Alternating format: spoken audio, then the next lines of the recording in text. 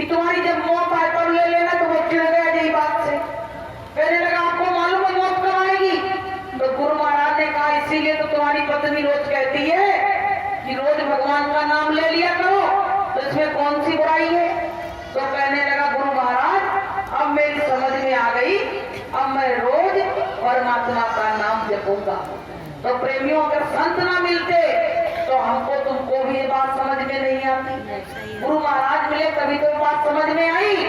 आप लोग हमसे कहते तो क्या हम समझते आपकी बात को, या हम आपसे कहते आप समझते? कोई नहीं समझता। लेकिन संतों में इतना पावर होता है कि वो जीव को इस तरह से खींच लेते हैं जिसका कोई अनुमान नहीं लगा सकता है। लेकिन आज हमारे दिल में एक बात आ रही थी कि संत कैसे खींचते हैं। जैसे वो जान जाते हैं, जैसे कहीं गुड़ पड़ी हो तो चीटों को पता पड़ जाता है कि वहाँ गुड़ है और हमको सबको सेना के साथ वहाँ जाना है, यही तो होता है। और बिना बताए सब चीजें पहुँच जाते हैं, सब चीजें पहुँच जाती है। ऐसे कहीं भक्त है ना, वो गुरु का कोई आशिक इधर उधर है, उसको गुरु चर्चा मिली नहीं है, तो गुरु महाराज किसी न किसी बहाने से उसको अपने पास बुला लेते हैं, क्योंकि वो गुरु को अच्छा लगता है। गुरु उसको किसी न किसी बहाने से बुला लेते हैं और अपनी शरण में लगा लेते हैं। जैसे आपको बताएं, जैसे किसी से कोई का प्रेम हो गया, पहली बार देखा, पहली बार में प्रेम हो गया। तमाम ऐसे केस होते हैं कि भैया पहली बार मिले, मेरा इतना प्रेम हो गया कि अब हम उनके बिना रह ही नहीं सकते। ऐसे ही प्रेमियों बहुत लोग इसमें ऐसे बैठे हैं जो गुरु महाराज की पहली बार मुलाकात हुई और पहली मुलाकात में ही गुरुदेव से इतना प्रेम हो गया, उन लोग रोने लगे उनके लिए। कहने लगे हम तो अब गुरुदेव के बिना तो रह ही नहीं सकते हैं। तो बताइए कहा गया कि जितनी प्रीति कुटुंब से और उतनी गुरु से होए, तो कह कबीरवा दास की बाह न पकड़े कोई होए। दुनिया वालों से प्रेम किया, वो प्रेम स्थिर नहीं है, स्थायी नहीं है। लेकिन अगर सतगुरु से प्रेम किया तो वो प्रेम स्थायी है। यहाँ तक नहीं है, यहाँ भी आपसे मेरी लड़ाई हो जाए तो आप यहाँ आना बंद कर दोगे, कहीं रास्ते में मिलेंगे तो बोलना बंद कर दोगे। लेकिन गुरुदेव ऐसे नहीं है, वो एक बार नाता जोड़ते हैं तो जीव को पार लगा के उससे नाता तोड़ते हैं, उससे पहले उससे नाता नहीं तोड़ते हैं। तो प्रेमियों हमको तुमको वो काम करना है जो हमारे गुरुदेव ने हमको बताया है। ज्यादा भ्रमित नहीं हो, क्योंकि गुरु महाराज ने कहा सुबह शाम परमात्मा का भजन करो और रैली का प्रचार और प्रसार करते रहो, यही तो कहा गुरु महाराज ने। और तुम्हारे दरवाजे पे कोई भूखा प्यासा आ जाए तो प्रेमियों उसको भोजन करा दो, प्यासे को पानी पिला दो। तुम्हारे जो मानव धर्म के लक्षण हैं। अब माताएं मैंने आजकल ऐसी हो गई है कि वो तो भैया ऑर्डर से खाना मंगवाती है, तो बताइए जो दरवाजे पे आएगा तो उसको क्या खिला सकती? जोमेटो से खाना मंगवा रही है, स्विगी से खाना आ रहा है, ऑर्डर दे दिया आ गया, अब हम दो हमारे दो बैठ के उन्हें खा लिया था तो बैठे। अब बताइए ऐसे घर में कोई तीसरा आ जाए तो उसको कोई भोजन नहीं करा सकता। अब जब भोजन नहीं कराओगे तो परमात्मा तुम पे खुश नहीं होगा और तुमको कुछ देगा नहीं। इसलिए प्रेमियों वो राम रसोई सीता रसोई जो है उसको पवित्रता से बनाओ और उसमें भोजन ऐसा बनाओ, पहले तो गुरुदेव को भोग लगाओ और कोई ऐसा भूखा प्यासा आ गया एक दो तो उनको थोड़ा थोड़ा खिला दो। हम एक घर में गए तो वहाँ इसी बात की लड़ाई हो रही थी कि मेरे घर में कोई आएगा नहीं। हमने कहा तुम्हारे घर में लड़ाई का कारण क्या है, बताइए रीजन क्या है, आखिर क्यों लड़ाई होती?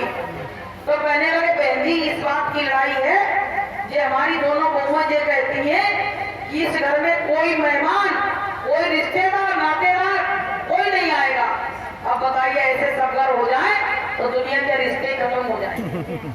इस बात की लड़ाई हो, खूब भरपूर घर सब परमात्मा ने दे रखा। और वो बहुएं कौन की थी? एक सत्संगी की बहुएं इस तरह से बात कर रही थी। अब बताइए क्या कहा जाए। तो प्रेमियों अपनी आदत को सुधार लो कि आदत बुरी संभाल लो हो गया भजन, आदत बुरी संभाल लो हो गया भजन, मन की तरंग रोक लो हो गया भजन, मन की तरंग रोक लो हो गया भजन, आदत बुरी संभाल लो हो गया भजन, आदत बुरी संभाल लो हो गया भजन। तो प्रेमियों अपनी आदत को संभाल लो, भजन तभी होगा जब मेरी आदत सुधर जाएगी। अभी हम पूरे सत्संगी नहीं बने, हमारे अंदर अभी पता है क्रोध की ज्वाला पट रही। एक बार क्या हुआ, एक व्यक्ति थोड़ी साधना करता था तो उसका एक दोस्त मिल गया, कहने लगा तुम हमारे गुरु के पास चलो, हमारे गुरु बहुत साधना करते, बहुत बड़े साधक। तो वो भी साधना करता था, गुरु तो करते ही करते थे। तो वो कहने लगा ठीक है मित्र, तुम कह रहे हो तो तुम्हारी बात नहीं ठुकराएंगे, चलो हम चलते हैं तुम्हारे यहाँ। अब प्रेमियों जैसे वो गया व्यक्ति तो दूर से चिल्लाने लगा कि यहाँ तो कहीं आग की बदबू आ रही है, यहाँ तो आग की बदबू आ रही है, कहीं आग जल रही है। अब जाते ही गुरुदेव से कहने लगा कि गुरु जी हमको आग चाहिए आग। गुरु जी ने कहा कि कैसा व्यक्ति आया है कि आते कुछ तो मांगा नहीं, कुछ पूछा नहीं, बस आग मांग रहा कि आग की बदबू आ रही, आग की खुशबू आ रही। गुरुदेव ने बार बार कहा बच्चा यहाँ आग नहीं है, तुम्हें कहीं दिख रही है गिरती हुई?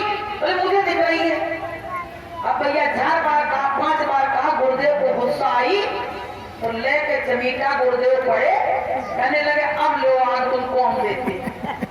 अब प्रेमियों क्या हुआ, उसने कहा कि हमें तो अपने प्रश्न का उत्तर मिल गया, हम जैसे ही आए थे हमको पता पड़ गया था कि आपके अंदर कितना क्रोध भरा हुआ है, आप क्या साधना करते हैं, क्या साधना करते हो।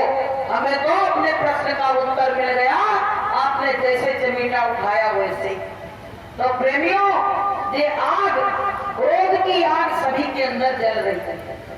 हम सब जितने बैठे हैं ना, क्रोध की अग्नि इसके अंदर जल रही है। जरा सा आपसे कुछ बात हो जाए अंगारे बरसने लगते, अंगारे, इतनी गालियां गलौज सब बरसने लगता है। तो क्या है वो आग ही, आग ही है।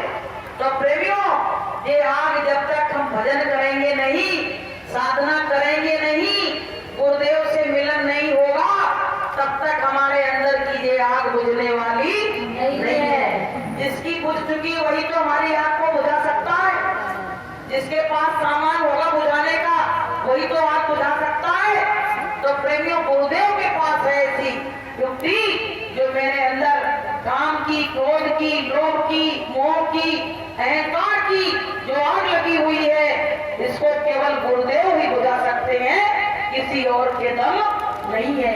इसीलिए प्रेमियों गुरु महाराज की सब लोग शरण में आ जाओ, और शरण में ऐसे नहीं, शरण में आके जो कुछ भी गुरुदेव कहे वही तुमको करना है। एक व्यक्ति आ गया किसी के यहाँ नौकरी करने के लिए, अब उस व्यक्ति से लोग पूछ रहे, जो मालिक था बोले क्या खाना खाओगे, तो उसने कहा जो दे दोगे वो खाऊंगा। बोले कैसे कपड़े पहनोगे, बोले जो दे दोगे वही पहनेंगे। तो बोले तुम्हारी कोई इच्छा नहीं है? बोले मेरी इच्छा, जब मैं इसमें प्रवेश किया इस महल में, मकान में, तो मैंने अपनी इच्छा सब आपके ऊपर न्योछावर कर दी, आपके ऊपर चढ़ा दी, क्योंकि आपसे मेरा कोई वजूद नहीं है, आपसे आपका वजूद रह गया। तो प्रेमियों ऐसे ही जब हम गुरु शरण में आए तो अपनी इच्छाओं को, अपने मन को गुरुदेव के चरणों में चढ़ा दो। ये कहो गुरुदेव तुम जैसे कहोगे वैसे हम चलेंगे, तुम जैसे रखोगे वैसे ही होंगे। तो प्रेमी भाई बहनों, अभी क्या हमारी इच्छा स्वयं की बनी हुई है, इसीलिए गुरुदेव हम पे दया नहीं कर रहे हैं। जब मेरी स्वयं की इच्छा खत्म हो जाएगी, केवल गुरुदेव की कहने के अनुसार चलेंगे, तब प्रेमियों हमारा काम बन जाएगा। इसलिए प्रेमी भाई बहनों, हमको मालिक के घर जाना है। बस यही एक आशा लगाओ कि गुरु महाराज हम तो तुम्हारे घर चलेंगे, हमको अब इस घर में रहना नहीं है। जैसे कोई लड़की बड़ी दुखी है, उसका पिता आ गया, उसने पता पड़ गया गांव में पिताजी आ गए हैं, तो उसको विश्वास है कि पिताजी यहाँ तक आए हैं तो मेरे पास भी आएंगे। ऐसे ही प्रेमियों, हमारे गुरुजी अनामी धाम से चल के आए और हम लोगों की खबर खैर लेने के लिए, और हमको विश्वास है कि मेरे पिताजी आए हैं लेने के लिए तो मुझको लिवा के जरूर ले जाएंगे, क्योंकि हम लोग इस संसार में बहुत परेशान। गुरु महाराज को दिख रहा है कि ये जितनी रूहें आई हैं, जितनी आत्मा आई हैं इस मृत्यु लोक में, सब बेचारी बार बार जन्मना, बार बार मरना और संसार के दुख अपने इनसे जुदा हो जाते हैं। तो ये एक एक दो दो साल रोती रहती है बेचारी, इनका सब कुछ खत्म हो जाता है। तो गुरु महाराज कहते हैं ऐसे कलेश से तुमको छुड़ाने आए हैं, इसलिए गुरु का नाम लेके और कलेश से दुनिया के त्याग के और अपने देश चलो, क्योंकि अपने देश में सुख ही सुख है और इस देश में दुख ही दुख है। तो दुखों से भरा संसार है। कहा नहीं गया कि पाँव फूलों पे रखने से पहले, पाँव फूलों पे रखने से पहले तुमको कांटों पे चलना पड़ेगा, तुमको कांटों पे चलना पड़ेगा। जिंदगी एक किराए का घर है, जिंदगी एक किराए का घर है, इतना एक दिन बदलना पड़ेगा, इतना एक दिन बदलना पड़ेगा। मौत जब तुमको आवाज देगी, मौत जब तुमको आवाज देगी, फौरन बाहर निकलना पड़ेगा, फौरन बाहर निकलना पड़ेगा। तो प्रेमियों, पहले कांटों पे पैर रखना पड़ता तब सुख मिलता है। होता कि नहीं होता है? दुख और सुख की मिलौनी का ये देश है, लेकिन जब दुख आता है तो हम पागल हो जाते हैं। कहा गया है कि दुख में न तुमको भूलूं और सुख में न तुमको भूलूं, इतना तो करना स्वामी जब ये प्राण मेरे तन से निकले। दुख आए सुख आए, उस परमात्मा को कभी ना बिसारो। अगर उसको बिसार दिया तो प्रेमियों सब कुछ बेकार हो जाएगा। तो हम दुनिया में आए तो हैं, लेकिन यहाँ अपने पैर मत जमाओ कि हमको यहीं रहना है। माताएं बहनें जो जगह पे बैठती है ना, उस पे भी अड्डा जमा लेती कहती है, ये जगह हमारी है, इस पे कोई दूसरा नहीं बैठ सकता है। थोड़ी देर में अड्डा जमा लिया, बताइए अब इतने दिन जब संसार में रहे 80 साल 90 साल, तो वहां तो पैर बिल्कुल धस चुके हैं।